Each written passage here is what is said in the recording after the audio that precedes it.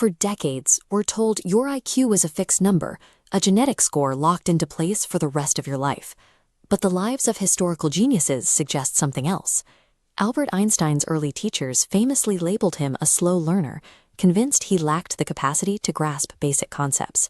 Thomas Edison was expelled from school for being addled, with administrators claiming he was completely incapable of understanding the curriculum. Since their genes didn't change and the school systems remained rigid, the only variable that shifted was how these men used their minds. By adopting specific daily habits, they bypassed their early limitations, a process modern science calls neuroplasticity. This is the brain's physical ability to rewire its own pathways based on behavior. Intelligence, then, is not a lottery ticket you inherit.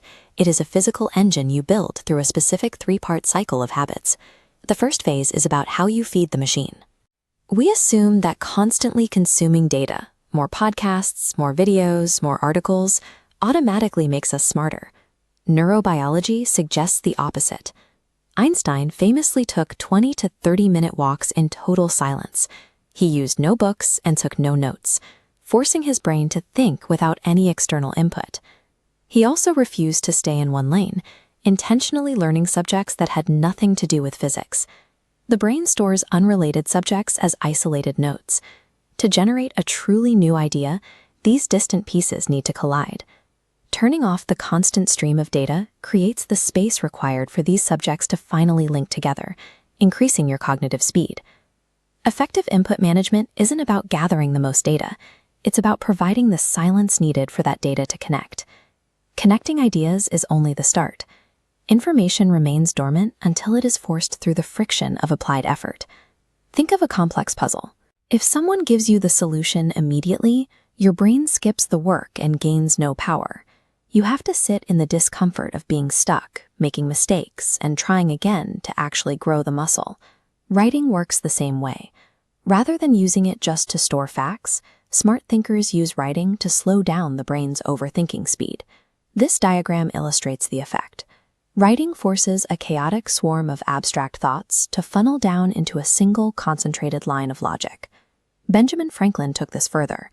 He would read a difficult passage, close the book, and then struggle to rewrite the entire argument from memory.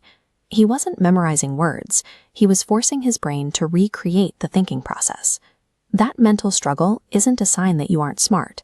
It is the literal, physical forging process of building brain power. The third phase is often the most ignored. The physical upgrades to your neural pathways happen when you are doing absolutely nothing. Charles Darwin only worked for about 4 or 5 hours a day. He spent the rest of his time walking, resting, and reflecting. This schedule allowed for biological recovery. Deep sleep, sunlight, and even periods of boredom are the specific windows where the brain physically cements the new connections you've been trying to build. Allowing yourself to be bored is not a sign of laziness. It is the mandatory maintenance required for a high-performing mind. Being smart isn't about how many facts you can hoard like a hard drive. It's the active physical wiring of understanding into your brain. Tomorrow, take one walk without your phone. When you hit a difficult problem, stay with it for 10 minutes longer than is comfortable before you look for the answer.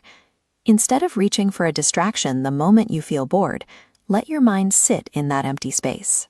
To start wiring this process right now, use the comment section to write down the most confusing or interesting concept from this video.